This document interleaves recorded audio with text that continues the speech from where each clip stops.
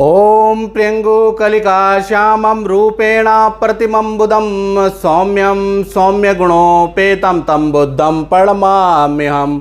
मित्रों, 10 सितंबर को दो महत्वपूर्ण घटनाएं होने जा रही है। यानी कि 10 सितंबर को सुबह 8:42 पे बुध देव वाणी के स्वामी, बुद्धि के स्वामी, व्यापार के स्वामी बुध देव कन्या राशि में वक्री होने जा रहे हैं, जो कि देखा जाए तो 2 अक्टूबर 2022 तक वक्री रहेंगे कन्या राशि में। उसके बाद 26 अक्टूबर 2022 में उनका राशि परिवर्तन तुला में होगा। यानी कि देखा जाए तो 10 सितंबर 2022 से और 2 अक्टूबर 2022 तक कन्या राशि में जो बुध वक्री हैं, 5 राशियों की किस्मत बदलने वाली है। इसके बारे में भी इस कार्यक्रम में चर्चा करेंगे। और दूसरी घटना हो रही है, 10 सितंबर से ही श्राद्ध पक्ष का आरंभ हो रहा है। कैसे करें श्राद्ध पक्ष, क्यों करना चाहिए श्राद्ध पक्ष, कब तिथि पड़ेगी, इसके बारे में भी इस कार्यक्रम में चर्चा करेंगे। अगर ये वीडियो आपको अच्छी लगी तो मेरे चैनल को सब्सक्राइब जरूर कीजिएगा। फेसबुक में देख रहे हैं, यूट्यूब में देख रहे हैं तो शेयर जरूर कीजिएगा। चलिए, सबसे पहले हम चर्चा कर लेते हैं श्राद्ध पक्ष की। उसके बाद बताएंगे कि 5 वो महत्वपूर्ण राशियां किसकी है, कौन सी है, जिनका ये जो बुध वक्री होंगे तो उनका जैकपॉट लग जाएगा या स्थिति बदल जाएगी। उसके बारे में भी चर्चा करेंगे। सबसे पहले बात कर लेते हैं महत्वपूर्ण आपके श्राद्ध पक्ष जो 10 सितंबर से प्रारंभ हो रहे हैं और 25 सितंबर तक श्राद्ध यानी कि पितृपक्ष रहने वाले हैं। और कहा जाता है देवताभ्य च पितृभ्य च महायोगी भैव च नमः स्वाहा सुदाय नित्यमेव नमो नमः। जो भी पितरों की पूजा करता है उसको मोक्ष का स्थान मिलता है या मोक्ष प्राप्त होता है, ऐसा शास्त्रों में कहना है। चलिए पहले श्राद्ध के बारे में बात कर लेते हैं। तो कहीं ना कहीं 10 सितंबर को पूर्णमासी श्राद्ध है और वहीं पर अगर देखा जाए तो 10 सितंबर को प्रतिपदा श्राद्ध है। यानी जिनकी पितृ या दादा परदादा की मृत्यु पूर्णमासी में हुई है या प्रतिपदा में हुई है, वो 10 सितंबर को ही मनाएंगे। द्वितीय श्राद्ध जो देखा जाए वो 11 सितंबर को है, तृतीय 12 सितंबर को है। इसी प्रकार से चतुर्थी अगर देखा जाए तो 13 सितंबर को है, पंचमी श्राद्ध 14 सितंबर को है, षष्ठी श्राद्ध आपका 15 सितंबर को है, सप्तमी श्राद्ध 16 सितंबर को है, अष्टमी श्राद्ध आपका 18 सितंबर को है, नवमी श्राद्ध आपका 19 सितंबर को है और 10वीं श्राद्ध आपका 20 सितंबर को है और एकादशी श्राद्ध आपका 21 सितंबर को है। इसी प्रकार से द्वादशी श्राद्ध आपका 22 सितंबर को है और त्रयोदशी श्राद्ध आपका 23 सितंबर को है और चतुर्दशी श्राद्ध आपका 24 सितंबर को है और सर्वपितृ अमावस्या यानी सबके लिए जो श्राद्ध किया जाता है वो 25 सितंबर को रहेगा। यानी 10 सितंबर से 25 सितंबर तक श्राद्ध पक्ष रहेगा। अब श्राद्ध पक्ष में बहुत से भक्तों की बड़ी कंफ्यूजन होती है। इस कार्यक्रम में उसको भी हम चर्चा करेंगे कि किस दिन श्राद्ध करना चाहिए, किस तिथि को श्राद्ध होता है। तो मैं इसके बारे में चर्चा कर लेता हूँ। जिस तिथि में आपके माता पिता या प्रियजन का देहांत होता है उसी तिथि को प्रथम मान के वही तिथि लागू होती है और उसी तिथि को श्राद्ध करना चाहिए, सबसे अच्छी है। अगर आपको तिथि नहीं मालूम है तो ऐसे में क्या करना चाहिए कि सर्वदेव अमावस्या जो कि 25 सितंबर को आ रही है, सभी पितरों के निमित्त आपको श्राद्ध करना चाहिए। दूसरा पक्ष भी ये कहता है कि परिवार के अंदर बहुत सारी डेथें हो चुकी हैं या परिवार के अंदर बहुत सारे लोगों की मृत्यु हो चुकी है 4-5 साल के अंदर, तो ऐसे में सर्वपितृ अमावस्या श्राद्ध जरूर मनाना चाहिए, क्योंकि एक एक श्राद्ध आप मना नहीं पाएंगे। तो ऐसे में सर्वपितृ अमावस्या में सबका शास्त्र एक साथ करने का विधान है। अब बात कर लेते हैं, बहुत से लोग पूछते हैं कि कौवे का क्या महत्व है जी श्राद्ध के अंदर। तो मैं बताता हूँ कि शास्त्रों के अनुसार मान्यता है कि कौवे के रूप में ही हमारे जो पितृदेव है हमारे घर पे आते हैं। तो ऐसे में हमें कौवे को भोजन श्राद्ध पक्ष यानी पितृपक्ष में जरूर करना चाहिए, ताकि हमारे पितृ तृप्त हो जाएं और हमारे ऊपर जो भी क्लेश अला बला चल रही है वो दूर हो और दूसरा चीज़ हमें आशीर्वाद दें।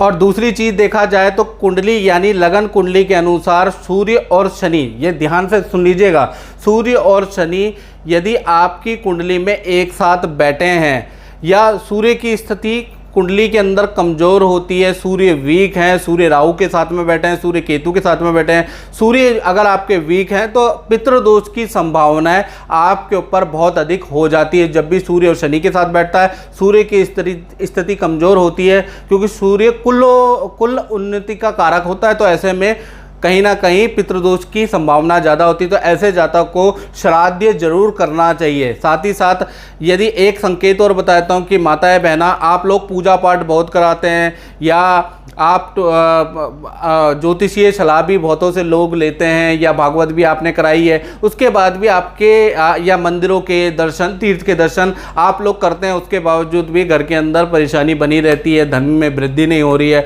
घर के अंदर सुख शांति नहीं है, तो कुल मिला के कहीं ना कहीं पितृ प्रकोप आपके ऊपर है। ऐसे में क्या करना चाहिए? ऐसे में श्राद्ध कर्म जरूर करना चाहिए।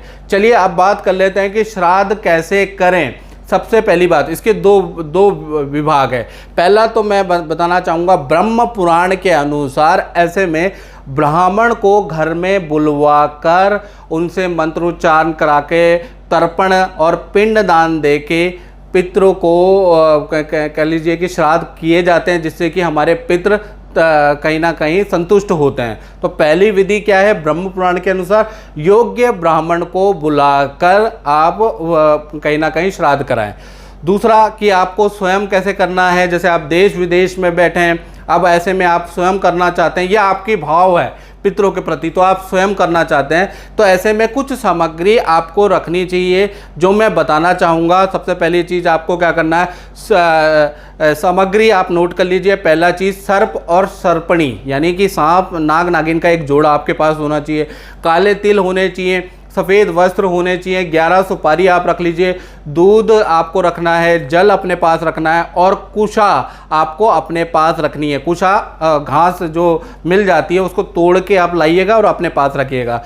अब आपको कैसे करनी है पूजा? अब आपके पास सामग्री हो गई, तो इसमें क्या करना है? सबसे पहले आपको कुशा से अपने पितृ बनाने हैं, यानी कि कुशा से एक पुतला बनाना है, उसको आपको रखना है, पटरी में रखना है। और उसके बाद सर्प और सर्पनी और चावल का एक पिंड बनाना है, चावल को उबाल कर, और राइट हैंड से ही पिंड बनता है, याद रखिए गोल होता है पिंड, उसको आपको बनाना है, उस पर काले तिल लगाने हैं और 11 सुपारी रख लीजिएगा। उसे आपको सफ़ेद कपड़े में बांधना है। सफ़ेद कपड़े में क्या क्या बंधेंगे याद रखिएगा, कुशा से जो आप पुतला बनाएंगे वो नाग नागिन का जोड़ा, चावल का पिंड जिसमें काले तिल लगे हैं और 11 सुपारी आपको सफ़ेद कपड़े में बांधना है। उसके बाद आपको एक मंत्र है, ओम पितृ देवताभ्यो नमः। दोबारा मंत्र बोल देता हूँ, ओम पितृ देवताभ्यो नमः। इस मंत्र की आप कोशिश करें कि उस दिन कम से कम 5 माला करें, और अगर 5 माला नहीं कर सकते तो कम से कम 1 माला उस समय पे रुद्राक्ष से आप जरूर करें। और उसके बाद आपको क्या करना है, उसके बाद घर के अंदर आप पूरी, खीर, हलवा जरूर बनवाएं और पंचबली दें। पंचबली कौन कौन सी होती है? पहला क्या है कि 5 उसके पूरी के या हलवे के या खीर के 5 भाग करने हैं। पहला भाग जाएगा गाय को, दूसरा भाग जाएगा कुत्ते को, तीसरा भाग आपको चींटियों के लिए रखना है, चौथा भाग आपको क्या करना है, कौवे के लिए रखना है, और 5वां भाग देवताओं के लिए रखना है। तो 5 हिस्से होंगे। जो भी आप पूरी बनाएंगे उस दिन, खीर बनाएंगे उस दिन, हलवा बनाएंगे, उसके पंचबली आपको देनी है। उसके बाद आपको क्या करना है, पितृ के नाम का वृक्ष लगाना है। फल का अगर वृक्ष लगाएंगे तो अति उत्तम रहता है। उस दिन आपको पितृदेवता जो भी आपके हैं उनके नाम का वृक्ष जरूर लगाएं। और उसके बाद ब्राह्मण या गरीब को भोजन जरूर खिलाएं या भोजन का दान दें। अगर आप ये चीज़ कर लेते हैं तो पितृ यकीन मानिए आपसे संतुष्ट 100% हो जाने वाले हैं। तो ये विधि आप जरूर करें। इसके बाद जो आपने सफ़ेद पोटली के अंदर चीज़ें रखी है उसको जल प्रवाह जरूर करना, ये याद रखिएगा। चलिए अब बात करते हैं कि जो बुध वक्री हो रहे हैं तो वो 5 राशियां कौन सी हैं जिनके लिए बहुत अच्छी स्थिति रहेगी। जय माता दी। मेरा नाम साहिल है और मैं गुरुजी के पास 4 महीने पहले आया था। तो स्वास्थ्य से रिलेटेड काफ़ी प्रॉब्लम्स थी मेरे को, और गुरुजी ने मेरे को बताया कि ऐसे सुरक्षा कवच होता है, तो वो मैंने धारण करा और उसके बाद से मेरे को काफ़ी मेरी जो प्रॉब्लम्स हैं, दिक्कत है, वो 90% जो है वो कम हो गई है।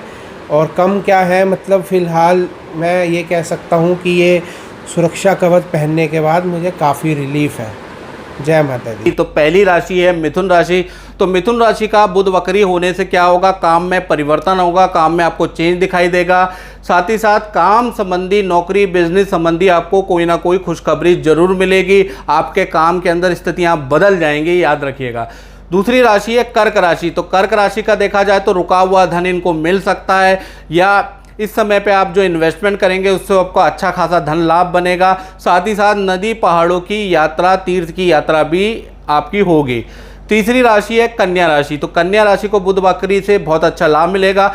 भूमि संबंधी सेल एंड परचेज का, यदि प्रॉपर्टी खरीदना चाहते हैं तो भी ये समय अच्छा है, योग बन रहा है, या प्रॉपर्टी बेचना चाहते हैं तो भी ये स्थिति अच्छी है। भूमि संबंधी काम होगा। धन संबंधी कोई ना कोई शुभ समाचार आपको कन्या राशि वालों को प्राप्त होगा। चौथी राशि है धनु राशि। तो धनु राशि पे देखा जाए तो कहीं ना कहीं घर के अंदर जो भाई बहन है या घर के अंदर जो छोटे सदस्य हैं उनका रुका हुआ काम, चाहे शादी का हो, विवाह का हो, नौकरी का हो, विद्या का हो, रुका हुआ काम बनता हुआ नजर आ रहा है। कोई ना कोई अच्छा काम इस दौरान बनेगा। भूमि संबंधी क्रय विक्रय या रेनोवेशन के आपके योग इस समय पे बन रहे हैं। तो धनु राशि के लिए स्थिति बहुत बढ़िया है। और पांचवी और अंतिम राशि है मीन राशि। तो मीन राशि का देखा जाए तो आपके जो लाइफ पार्टनर है, जो यानी कि आपकी पति या आपकी पत्नी या आपकी प्रेमिका, तो उनके लिए बहुत अच्छा है ये वक्री होना। पार्टनर को करियर में कोई ना कोई शुभ समाचार प्राप्त होगा। घर के अंदर पूजा पाठ का माहौल रहेगा, कोई ना कोई पूजा पाठ आप कराने वाले हैं। और आपको काम संबंधी कोई ना कोई शुभ समाचार इस दौरान मिलेगा। चाहे आप बिजनेस कर रहे हैं, चाहे आप नौकरी कर रहे हैं, चाहे आप कंसल्टेंसी कर रहे हैं, तो काम संबंधी शुभ समाचार आपको मिलेगा। नदी पहाड़ों की अचानक यात्रा भी आपकी होगी। तो ये जो 5 राशियां हैं इनके लिए तो जो बुध वक्री है वो बड़ा लाभकारी रहेगा। मित्रों, इस कार्यक्रम में बस इतना ही। मुझे दीजिए इजाजत। जय माता दी।